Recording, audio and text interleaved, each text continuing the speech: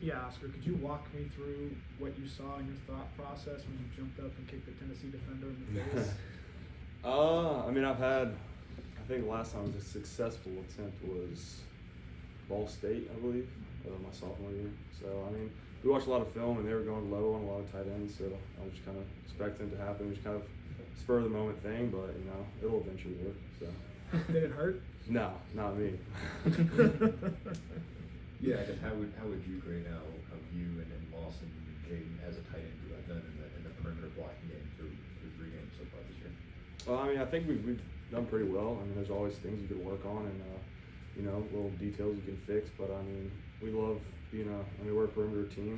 We want to be able to spit the ball out there to explosive guys like Zach and, I mean, all of our receivers. I mean, they all make plays and make guys miss in space. So, I mean, that's a huge point of emphasis that we talked about in the offseason and we focused on. So I think, you know, just everything that we've done this offseason is really showing up now. And, you know, just the fundamentals of it all. And we're big, physical, strong guys, all our tight ends, and we should be able to dominate the perimeter.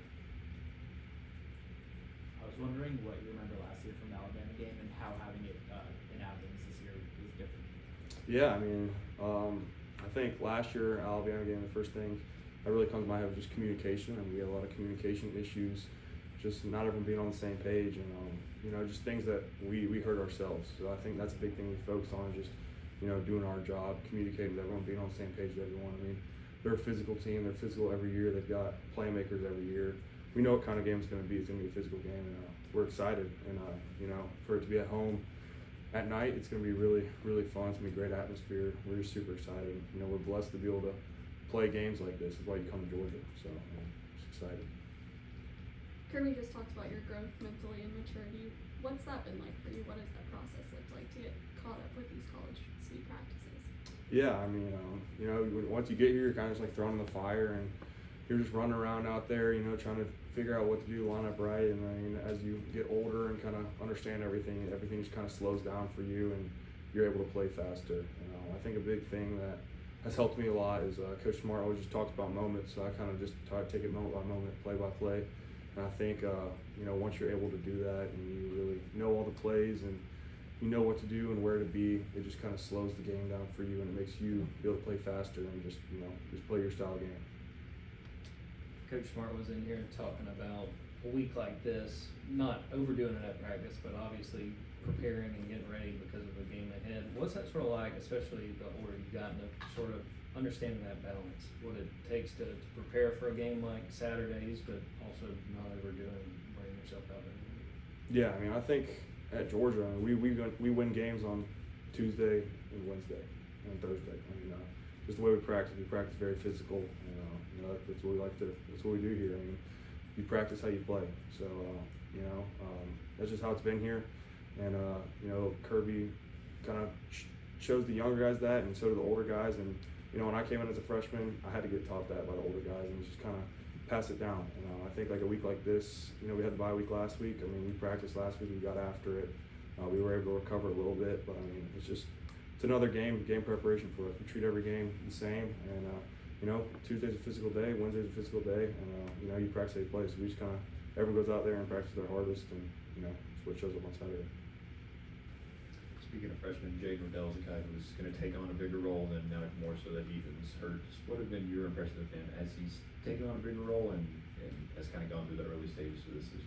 Yeah, he's been doing great. I mean, he's a huge guy, very physical, very fast, explosive. I mean, he's your tight end that you want to build in a video game. I mean, he's got all the traits, and you know, to see him kind of settle in and this offseason really just harp on, you know, learning the playbook, figuring out what to do all the time. It's been really cool to see his growth, and he's a really good player. I'm excited for him. Yeah, you're someone who's obviously close with Gunnar after his performance against Tennessee. What does that do for him? Has he changed? Obviously, he's not going to make wholesale changes, but has he changed anything at all? Looked any different since that game and since that performance?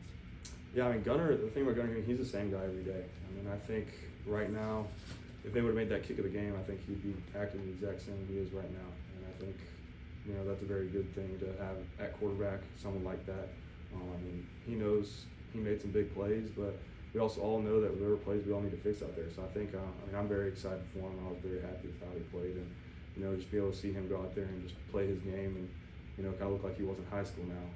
So I'm just excited for him. He's the same guy every day, and I think that's just really good, just the way he carried himself.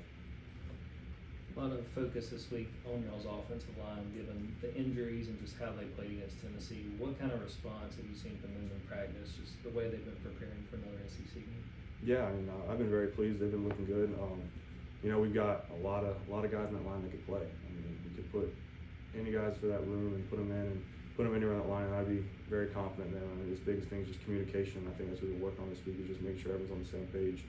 If you're all wrong, you're all right. So just really having everyone knowing what to do, knowing their job, and just communicating.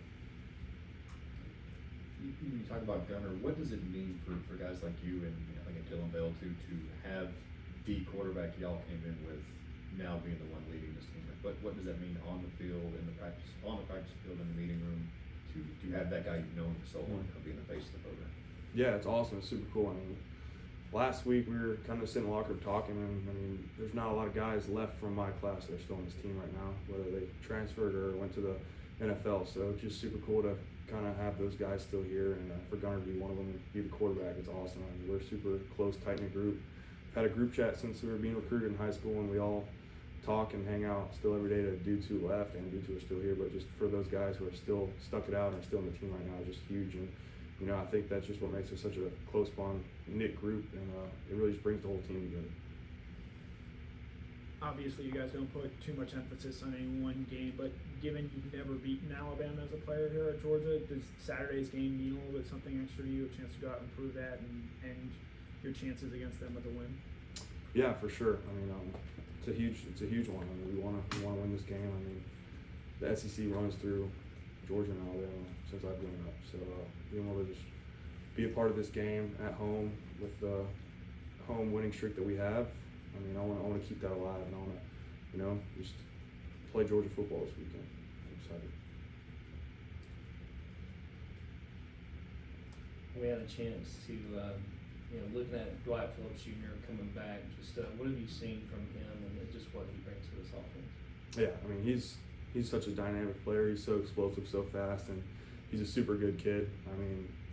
You'll never hear him say anything negative, talk negative at all. He's just going out there, and he'll give you his 110% every play. So I think being able to have a guy like that makes you want to block for him a little extra. Just get him in the end zone just makes everyone else so much more happy. He's an awesome teammate, awesome player. He's very explosive.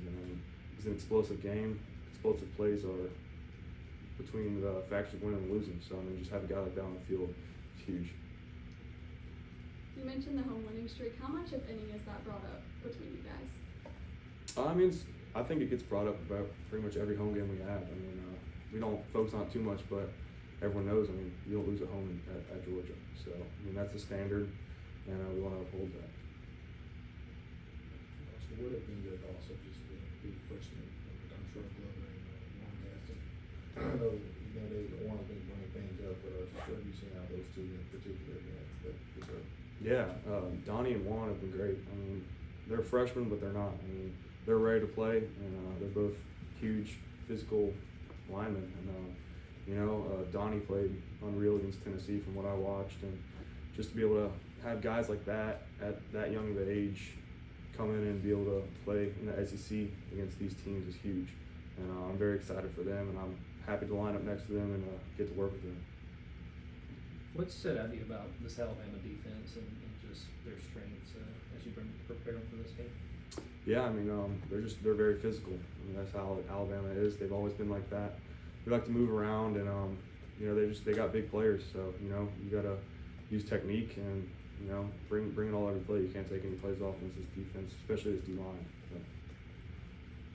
What was the moment that it slowed down for you? I think just sophomore year. That's really when it started clicking. Once I started getting a lot of meaningful reps in games, and really just being able to go in the meeting room kind of a little extra after. And Brock helps me a lot with that. Just watching film with him and just really seeing what he saw and just understanding the mic points and what they meant, and just how the centers declare things. Just a bunch of football language that I wasn't used to, and high schoolers aren't used to once they're in high school. So once you come in, you gotta kind of learn that, and you'll pick it up as you go. But just having Brock and Darnell was super helpful to kind of help me learn that quicker. time for one more with Oscar, if anybody has one. Okay, Oscar, thank you. Thank you. Thanks, Oscar.